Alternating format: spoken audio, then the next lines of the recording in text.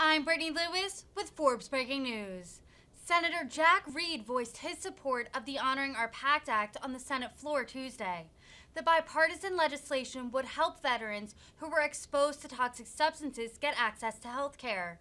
Reed said that because of their exposure to toxic substances, quote, veterans have carried an extra burden because of their service. Listen in for more from the Rhode Island Democrat. Madam President. Senator from Rhode Island. Thank you, Madam President. I have 14 requests for committees to meet during today's session of the Senate. They have the approval of the majority and minority leaders. Duly noted. Thank you very much, Madam President. I rise today in support of the Sergeant First Class Heath Robinson honoring our promises to address Comprehensive Toxics Act, also known as the Honoring Our PACT Act.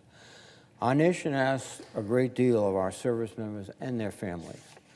We ask them to be ready to fight and to win against a wide range of security challenges across the globe.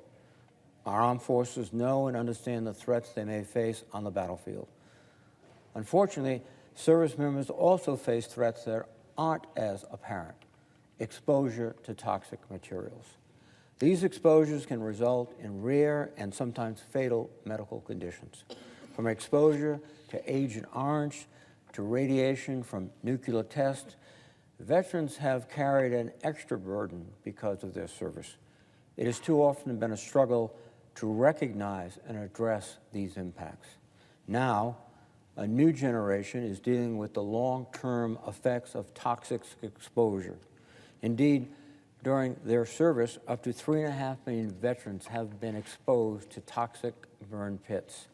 As the name implies, burn pits are pits where all forms of waste, including toxic waste, are disposed of by burning. Our service members lived and worked in close proximity to these burn pits, often without knowing the potential consequences to their long-term health or any way to avoid it. Since 2009, the Department of Defense has recognized the harm burn pits can cause.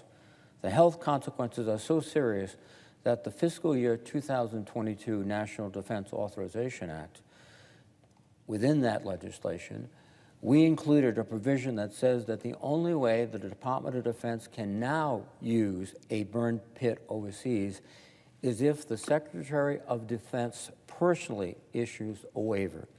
It is an authority that cannot be delegated to anyone else in the department. The bill we have before us today would really honor our obligation to care for our veterans by acknowledging the injuries and illnesses they sustain in serving our country and providing them with treatment. The bill would expand eligibility for VA health care for the 3.5 million veterans who are exposed to burn pits. It would also eliminate the burden of proof for veterans for 23 conditions presumed to be caused by toxic exposure. It will create a new framework for the Secretary of Veterans Affairs to evaluate the science around burn pits and establish other presumptive conditions associated with toxic exposure. And will also provide significant resources for the VA to carry out the expansion of benefits in this bill, including provisions on staffing, retention, pay, and leasing of new VA facilities. Every generation of Americans has had men and women that were willing to serve our country in uniform. As chairman of the Armed Services Committee, I have had the honor of traveling across the globe to meet with our deployed service members, including numerous trips to Afghanistan and Iraq. Our service members and our veterans truly represent what is best in our country.